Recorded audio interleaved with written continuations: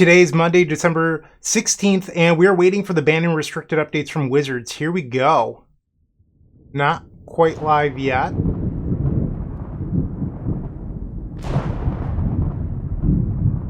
This video is proudly sponsored by Card Market. And here we go. All right, so let's read these. Pioneer, Jegantha's banned. Wow. Modern, the One Ring. Not terribly surprised there. Amped Raptor. Little surprised to see that banned. I would have guessed Guide of Souls. Jegantha banned again in Modern. So Yorion is already banned, meaning that the best companion still legal. Kahira, the Orphan Guard. Mox Opal, okay. Green Sun Zenith is unbanned. So Dryad Arbor, Collector Oof, those are all winners. Faithless Looting, I'm actually really surprised by this one, wow. So that means Underworld Breach just got a lot better. I'm going to definitely be playing some Underworld Breach decks on the channel now. Excited to see that. And Splinter Twin, all right, that's the meme that everyone wanted. Unbanned Splinter Twin, it's been a decade. I want to say it was unbanned in 2014, or banned in 2014, and now over a decade later, I think people are going to be surprised that this card did not age well. My prediction is that it's not even like tier 2. I think that this deck has just come and gone in the last decade since it's been banned, but that's my guess there. Psychic Frog, Vexing Bauble, these are sort of what I expected. Yeah, so I don't think that this was enough. This big swing that they took in Modern, I would have loved to have seen in Legacy. I wanted Nadu banned and probably sowing Michael Spawn out of the Eldrazi decks. So those are the two decks that I think are the big winners here. This just wasn't enough. And I would have liked to have seen some unbannings. Survival of the Fittest, Frantic Search, Earthcraft, Mind Twist. Like this sort of thing here, this big swing, this big shake up to Modern is what Legacy needed. This just wasn't enough. I'm glad that Vexing Bauble's banned, I really am. But Psychic Frog, it hits Reanimator, but I think that we're still stuck with the Nadu Eldrazi metagame. So then Explorer, Jegantha's banned, who cares? So we'll scroll down. We'll find what they say here. So Modern, you know, this is really long. Wow. So the One Ring, it's no secret. Yeah, obviously. I had to knock down Boris Energy a few pegs. So Guide of Souls, yeah, that's the card that a lot of people wanted gone. But they landed on Amped Raptor. Sure. Jegantha at 40% of Modern decks. Well, that's just because Energy is 40% of Modern decks. It doesn't mean that Jegantha is too good. I kind of disagree with that. Mox Opal died for KCI Sins, and then they banned KCI later, so I'm not surprised by that change. Yeah, okay. Green Sun, sure. I'm really excited to play Faithless Looting with Underworld Breach. That's a card I've wanted for a long time, so that's going to be a lot of fun. I really don't think Splinter Twin is too good. And now we get down to here to Legacy.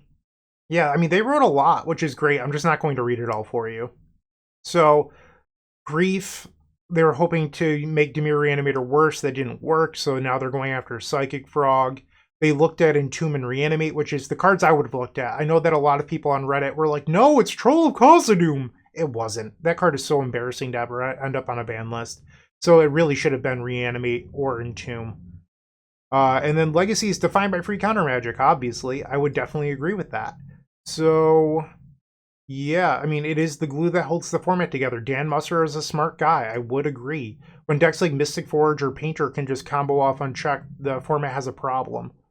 And Ancient Tomb is definitely a pillar at this point. I don't think that you can actually ban it.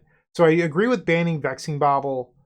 I think that Nadu is going to end up being a problem. Nadu and Eldrazi. Those are my theories, my hypothesis. Let me know what you think in the comment section down below. So when we look at Goldfish now, we have Dimir Reanimator that's going to be hit. Dimir Tempo is still going to exist. Like, this deck is not actually propped up by Psychic Frog. Like, you could just put in 4 Nethergoyf and be fine here. Because you still have Bowmasters, you have Thoughtseize, Orcish Bowmaster, I said Bowmasters, but Nethergoyf. I don't think that this deck is actually going to go away. It might become Grixis Delver or a Grixis Shell for red for Dragon's Rage Channeler, but I think it's going to be fine. Red Stompy, currently a Vexing Bauble deck. You could just put Chalice of the Void back in here and be absolutely okay. I don't think that's the end of the world. Mystic Forge is a big loser. I do expect this deck to go down in popularity. Eldrazi was probably the biggest winner. This is deck 1A in my opinion, and deck 2A will be Nadu. Those decks are what I believe will be the best decks in the format. Painter took a big loss because it's the deck that preyed on the top of the format, and this is the deck that, it's like a parasite. It does really well when the things it beats are winning, and I think that Painter is going to be a big loser. Breakfast will be a big winner. D&T, not so much. I don't think down here is going to change much at all, but I do expect Nadu and Eldrazi to become big winners. Obviously, Boros Energy just took a huge hit. The Murktide deck is probably going to be the best deck now. They did not lose Psychic Frog. Ruby Storm's going to be a big winner. Belcher will be a big winner. Yeah, all like Grinding Station, this deck here, I don't like playing this deck. I've tried it a few times. It's just so boring and tedious, but it's very good. This deck just got a Faithless Looting, so I think that that's going to be a lot better. I'm really excited to play the Lotus Field decks, in my opinion. Those are the decks I enjoy playing. The Grinding Station one is fine, but it's really like a fair deck with a combo pivot.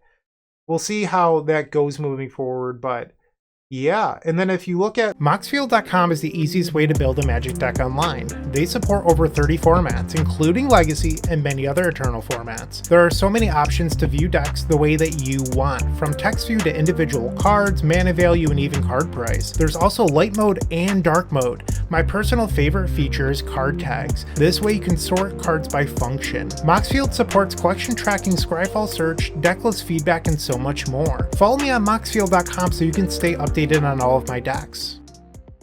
I updated this pre-announcement, but this is what I would do because this is what I've been testing in the last 2 weeks, is 4 Thoughtseize in the sideboard, bringing back Galvanic Relay. When you can gamble for when you can gamble into Echo of Aeons and then draw Galvanic Relay for like 12, those games feel unlosable.